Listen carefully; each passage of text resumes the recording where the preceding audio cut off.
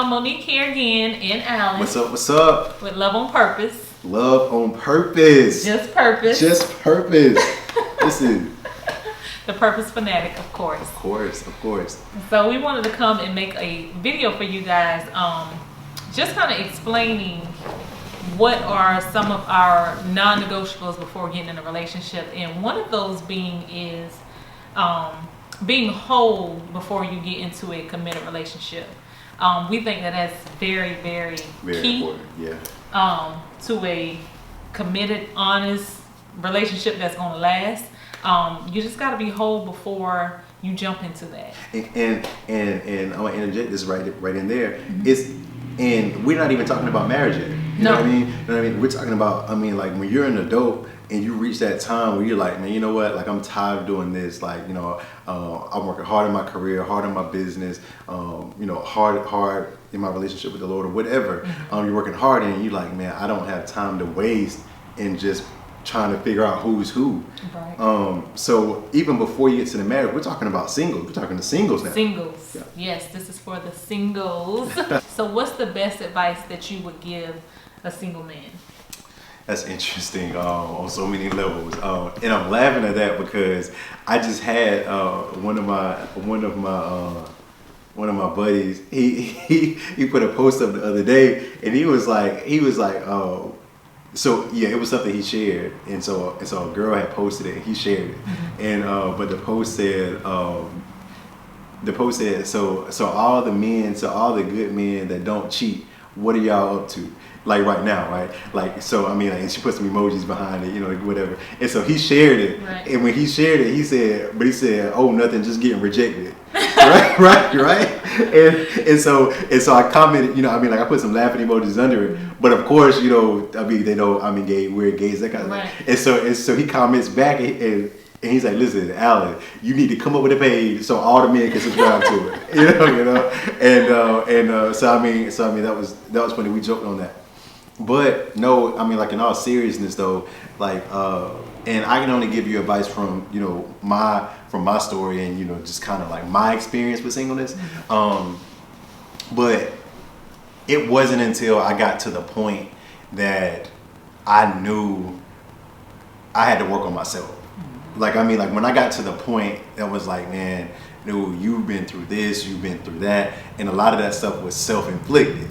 And so I was a common denominator, And so when I got to the point of, okay, I have to work on me, I have to be responsible for me, because before I can really fully be in a committed relationship that works, before I can do that, because I've been in relationships already. I was married already. Right. So you know what I mean? Like, a lot of people didn't know that. A lot of people didn't know that. No, I have a son, he's 9 at the moment. I have a son, a 9-year-old son, and me and his mom, we were married for 3 years. Right. We were married for 3 years, and great person, cool person. We still talk now, but it just didn't work. Right. It just didn't work. I tried to kind of make that work, and it didn't. And so whenever I got out of that relationship, of course, my son is my heart, and so that meant a lot to me. And so I tried to hang on, for reasons for him. But when that was over, the divorce happened. I just remember having that real life talk with myself and saying, dude, like, you really have to work on you. And because I was never one of those people who just was down and out on marriage. Like, oh my God, I would never get married again. Marriage isn't good. Don't do it. Like, I was never one of those people. Like, I always reverenced marriage. Yeah. I always, held a high regard to, creating a union of God and that kind of thing. And so that was never my story. I just knew that mine was man-made. I didn't consult the Lord much on first myself. That's good. Like, I didn't even really know who I was like that. Right. And so more or less, having to, consulting him about the marriage that I was going into. And so a lot of that was self-inflicted, and so that's, a part of the advice that I would give to single men is, man, brother, start working on yourself. And what I mean is like find out who you really are. Yeah. You know, find out who God created you to be, and in that process, in that finding out process, so many things begin to, so many things are revealed to you, and so you find out, you know, what you want, you know, out of life, what you want your future to be. You know, you find out what kind of things you like to do. Here's the thing: where do you add value? Right? Where do you add value, and then what are your shortcomings? Because see, like when you're finding a helpmate or a woman for the fellas, you know, that person is not just there for you to pour into. I think as guys, you know, like we feel like we have to be the Superman of a person, and like all we do is just pour into that kind of thing. But really though, honestly, and I know she would take pleasure in confessing that I have shortcomings, guys. But really, honestly though, like, I mean, like a helper is a helper, right. You know. Yes, I'm supposed to help you, but there's so many things that you help me in, right. And so, but you won't know that until you start working on you. And so guys, you know, I tell so many, you know, of my young brothers this all the time: work on you, and the rest is going to follow. Would you say there's some type of attractiveness to a man who is really building and working on himself? Listen. I think that's why so many people were attracted to you. Oh my goodness. This was not supposed to go that way. No, this is going straight forward. But I'm just saying, because, you know, you were a man. When I first met you, I didn't really inquire about what you had going on, like if you were in a marriage or anything like that. But I realized that you were a good man and you served the Lord, and, you know, you were working in your purpose, you know. And it was kind of like, just from the outside looking in, you were focused on yourself. You know what I mean? And it's not that you were being selfish. Right. It was just like you knew what you had to do for yourself. You knew where you were trying to go. And that in itself is sexy for any woman. Especially, here's the thing, ladies. When you see a man that's actually working, driving, doing whatever they have to do for themselves, they're not really worried about a whole lot of women. We all know that is sexy by itself. But you have a lot of men out here that, of course, they think that they're it. They have a lot of women. Yeah. You know, they entertain a lot of people. That turns me off. I mean, I don't know what it does for other people, and it may not turn you off, but it turns you off because you know that instead of them actually working on themselves or, you know, trying to become a better them, they're entertaining women.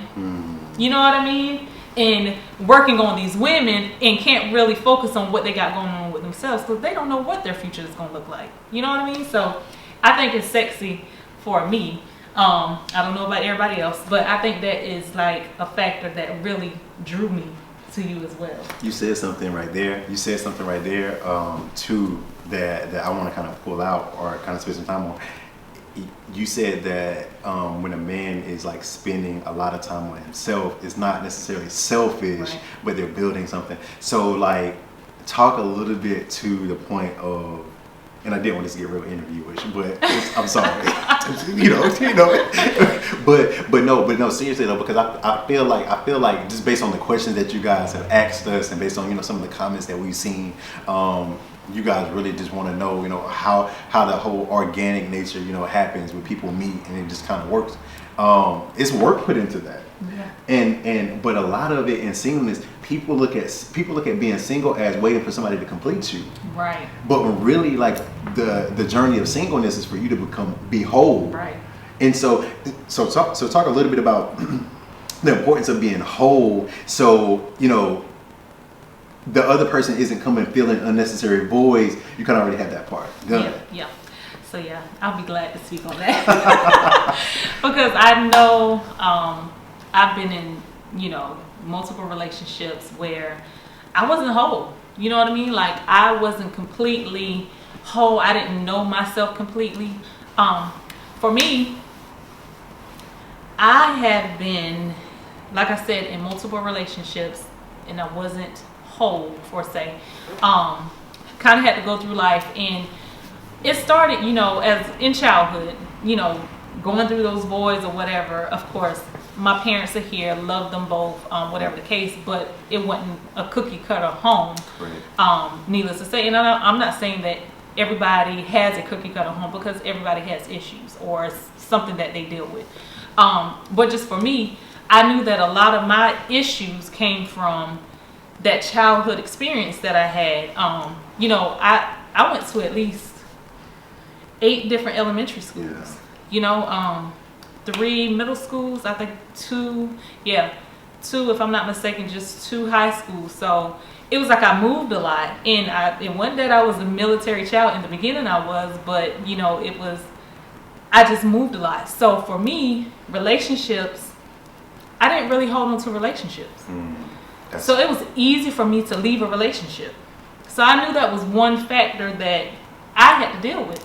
And with that being said, I started becoming whole in the last relationship that I had, which I'm grateful again today. He knows this too. But people know, I was in a relationship prior to this, and we were on the road, you know, we got engaged and all that stuff. I was on the road to get married. But in that, I start really figuring out who I was, because I realized that I had some anger that I was dealing with, and I'm like, where is this anger coming from? You know, and it's like, I know I have this anger, and I can't just sweep it under the rug. I've got to deal with it. So in that relationship, I took it upon myself to do the necessary steps, you know, to deal with it. That's good too. Yeah, I seek counseling. I was like, you know, I got to figure out what the root of it was. Did that, and Wait. That's the thing right there too. So you start out for counseling. Mm-hmm. So you mean to tell me is you can do Jesus and you can do counseling? Absolutely. See, like so many people don't get that. Yeah, absolutely. But when you're working on yourself, you're like, yourself. listen, I'm putting all the chips in to get over this stuff. That's so dope. Yeah, and that's the thing too. I think we're afraid of what people say. And this has been my motto for so long. Stop worrying about what people say. You have to live with yourself. Correct. At the end of the day, you're going to die by yourself. Yeah. You know what I mean? So you have to work on you and become a better you instead of worrying about what everybody else is saying. So with that being said, I took it upon myself, like I said, and I went to counseling. I pulled out what it was that I was dealing with. And in that, I realized, you know, in all of these relationships, and I never really like point the finger like, oh, it's them or it's him, it's him, it's him. But I realized that I had to take ownership for what I created in that relationship. That's so good. You know what I mean? That's really good. Like, I had to take ownership of what I did in that relationship and what I did wrong and correct it. So with that being said, becoming whole, I actually became whole in the midst of destruction. Wow. In the midst of destruction in that's good. My previous relationship, which again, I'm grateful for that happening. You know, I feel like, again, that was something that I put myself in because I didn't seek the Lord. In that relationship. You know, that was me, solely me. It was flesh. Just kind of working on yourself before you actually get into a relationship. No, correct. No. I mean, man, it's so many, and every time I hear that story, or you kind of just talk about your past and then where you are now, is heavy. There's so much more to that story that she has, man, that she could share. It's I mean, everything from your childhood to you know, your relationships, man, and I mean to now. But I mean, we joke a lot and say, man, like if you hadn't went through that, we wouldn't have been together. Absolutely not. We wouldn't have been together. If you hadn't went through that, we would have been together. But the same thing on my end too, though. Like if I wouldn't have went through what I went through and then learned to reverence a relationship, reverence a woman, the way I do now, you wouldn't have saw as much value in me either. And so, you know, like the whole relationship and purpose itself, it's a puzzle. You know, I mean, like purpose is a puzzle. I say that. Matter of fact, we might need to do a video. Our next video may need to be on that. What? May need to be on like how life and relationships. It's like a puzzle. Oh yeah. It's like, you know, like it's not automatically there. Right. It's just, I mean, you have to put the pieces together as you go. You know. Have to. So you know, hopefully you guys enjoyed, kind of hearing our take on singleness, because again, we feel like that's critical. So many people spend so much time, just like looking for that person, looking for the person who was created for them, or looking for the person who they can marry. We had no plan on that happening. We had zero. It wasn't like I reached out to her before and then timing was just off. No, we literally did not plan it. Mm-hmm. It was just, it was countless nights was praying, in our own time, kind of just thinking through, crying even probably, and waking up every day and working on ourselves. Like you said, you invested in there's just so many things that you can do during the time of your singleness. Yeah. Don't downplay this moment. Don't downplay if you're like, oh man, I'm 30 something and I'm not in a committed relationship. I'm 40 something, I'm not in a committed relationship. I'm 50 something and I'm not in a committed relationship. Don't downplay the singleness. One, you miss so much. Yeah. Because I could have looked at it. I could look at it like, oh my gosh, man, like my life, where am I gonna find a person who really gets me and that kind of thing? And I could have just downplayed that whole time waiting for days to pass. Mm-hmm. And then I wouldn't have built up myself to be the person with the clarity and the courage and the vision that I have now. So when we met, that was the thing that you were attracted to. Right. And so, that's our challenge to you guys.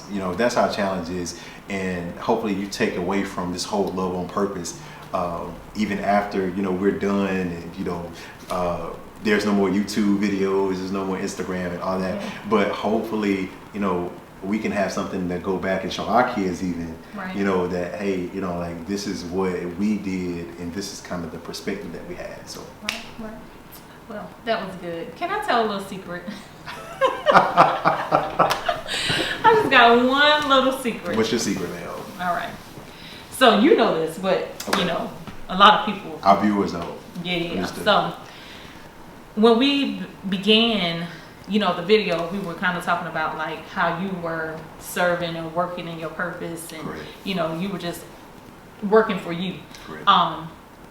In that, I don't even know if I met you yet. I believe I did. We were in the same, circles of church. So I saw him, and I am in a full-blown committed relationship now. Like I'm in a relationship. I'm about to I was engaged, planning a wedding at the time.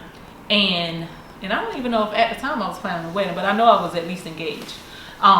So during that time though, I saw Alan and I saw him like just serving and doing, his normal, not paying anybody attention, just kind of doing himself, working in his purpose. And I thought to myself, which I never told anybody this, of course I told him, but I thought to myself at that time, like, this guy right here, this is the type of man that I want to be my husband. Wow.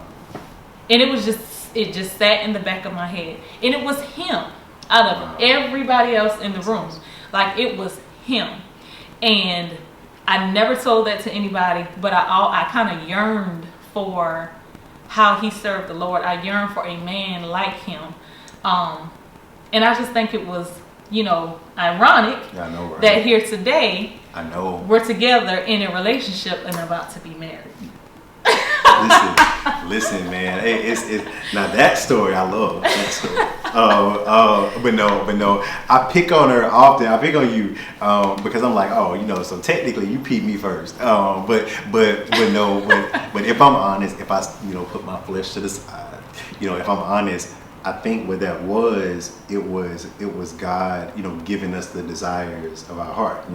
It was God putting something on the inside of you that even though you were going through something that you created, you were going through, your relationship and everything.